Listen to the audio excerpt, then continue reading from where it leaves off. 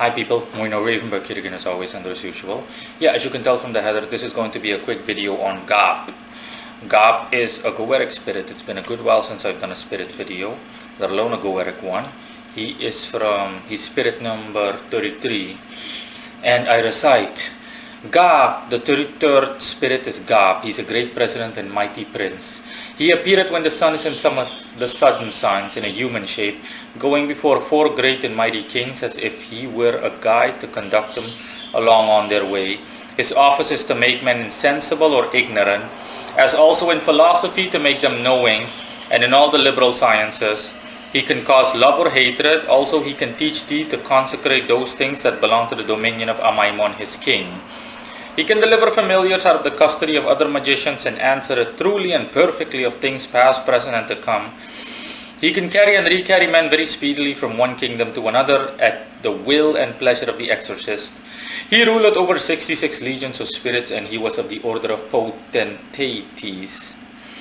His seal is this to be made and to be worn as aforesaid, etc. Now, anyways, I'm going to start right off the bat by saying that pretty much everything in the description is incorrect. We'll go over that in a second. Let me discuss his appearance. Now, Gäap is a fallen angel. In actuality, not the order of potestates or potentates. Let me see. What's it mentioned? Potentates, yeah. Let me see, he belonged to the order of virtues, but he also had some affiliation with the order of dominions. So I repeat, officially virtues, but also had some affiliation with dominions. Now, in terms of his appearance, he appears as a gargoyle, like a gargoyle of human size, under 2 meters essentially, that it stands on his hind legs, as opposed to the gargoyle you see in gargoyle statues that are more like hunched over.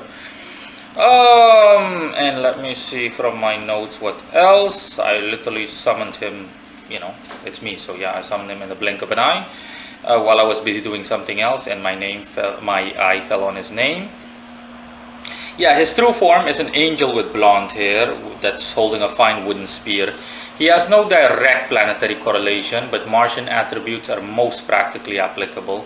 That's also a reference to the part where it says that he appeared when the sun is in some of the sudden signs, because the sun signs by default, the south is a reference esoterically or spiritually or occultly and/or to fire.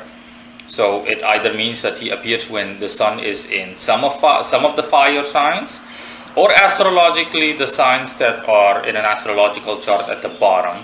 So from Aries going all the way to Virgo, which honestly seems even less plausible.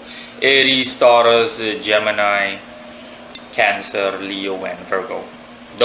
That's what you would classify as sudden signs if you want to distinguish things between north and south, or if you want to do so, or make such a distinguishment, I mean. So yeah, that's essentially what is meant. Okay, he has no literal direct planetary correlation, but the closest thing that you'd be able to use is Mars. The zodiac sign he aligns with is 21 degrees in Scorpio. The 21 keyword is separate. It doesn't refer to something specifically. It simply means that when you're working with him, he will make you either metaphorically or otherwise separate yourself and or distance yourself from certain elements or conditions or circumstances as a means of accomplishing success in whatever you want to success accomplished in. In terms of speaking of that, in terms of what he specializes in, there is nothing specific. He covers all things relating unto Scorpio. Examples are clairvoyance, determination and drive to accomplish any goal or objective, lust, wealth and or money, but strictly in general through third parties like banking, so not through direct income. And let me see from his description. Yeah, in his true angelic form, let me also mention that. Yeah, I saw him also have 3 distinctly colored sashes around his waist.